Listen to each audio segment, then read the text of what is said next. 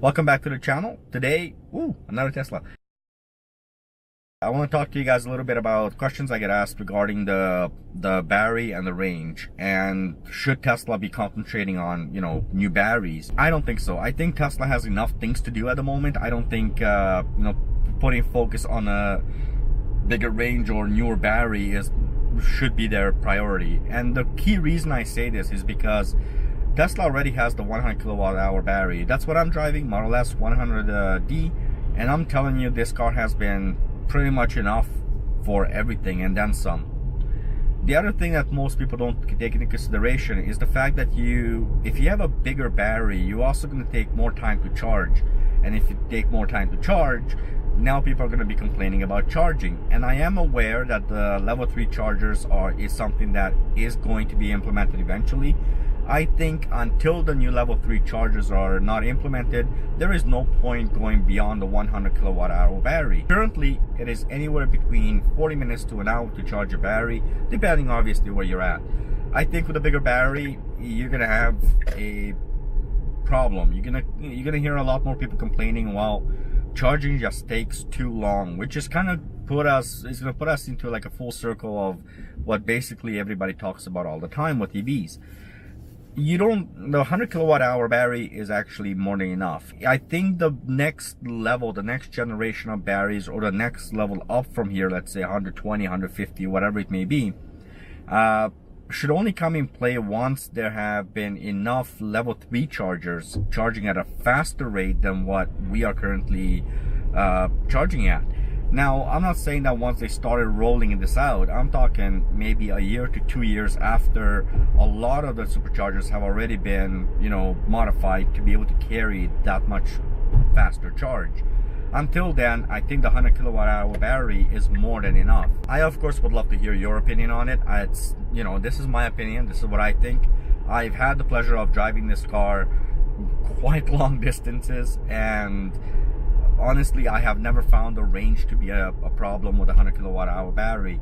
But I do hear a lot of people talking about the 75, the 60, and some people even the 90. With the 75, I mean the 60 and the 75 kilowatt hour batteries, I think they're great for just around the city. I think they're great for a lot of things too, but I think those were very small batteries that gave a lower range. So it makes sense to me that they started out there and they slowly improved the battery capacity. I don't see the point in Tesla taking all these resources now and putting it towards, building these newer, higher range batteries, because frankly, I think they can use those funds and those resources to be put into more superchargers, which is the one thing that Tesla really has that no one else has. They have a supercharging infrastructure in place. So let's expand on that. This is definitely where Tesla needs to put some effort into it, not into a longer range battery, because with 100D at this moment in time, there is absolutely no problem for me to travel between. In fact, I can skip superchargers. That's how much range you get on this car. A bigger capacity battery, working with that area, I don't think they're needed yet. Focus on the things that are needed, which is more superchargers, because there's plenty of people out there who currently they still have a 60D, a 75, and so forth and so on.